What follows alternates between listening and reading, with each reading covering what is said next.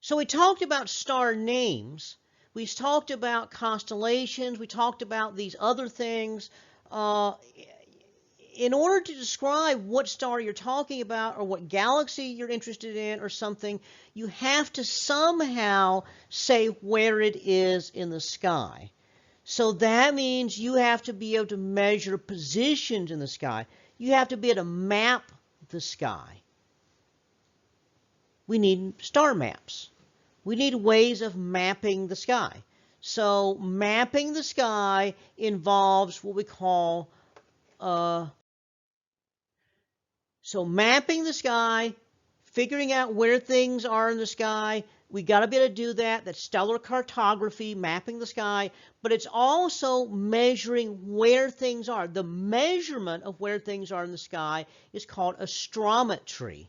And so that way you can then mark on your star wheel where things are, or if you've got a map of the sky, an atlas of the sky, you can mark where on the atlas where things are, so you can make maps of the sky, and all that, somebody has to measure position. So we need a coordinate system that allows us to measure positions accurately. Okay, so it turns out there's several different ways of measuring positions. Okay, so in order to measure positions, we need to figure out how far one star is away from the other. And so the way we do that is we measure the angle between one star and another star. So you have an angle between these stars of 5 degrees. And so you figure out, how to draw 5 degrees on a map. And so that's how you measure it. Okay, so why do we measure angles? Because we don't really know how big things are. So we could have two objects here, and we could have two objects right here, and they're obviously different sizes, but they look the same angle in the sky because they're different distances away.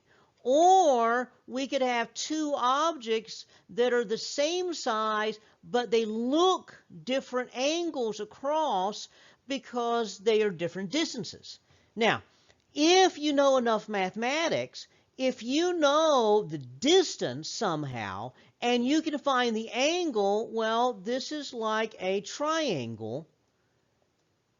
If you know the altitude of a triangle and the angle, you can find the size of the base. So that means we could solve for the size of the base of the triangle. So this is how you actually find out how big something is in the sky. So someone has to do this kind of mathematics. There's a relationship between that. Okay.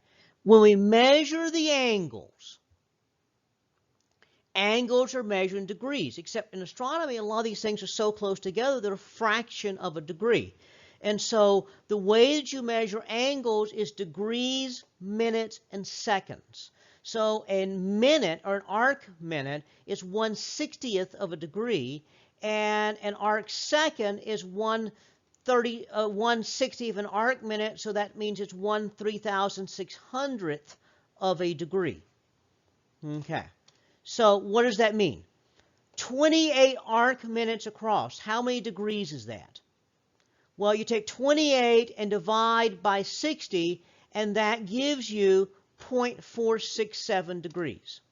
If it's 12 degrees, 45 arc minutes, that's 12, and then 45 divided by 60, that's 12.75 degrees.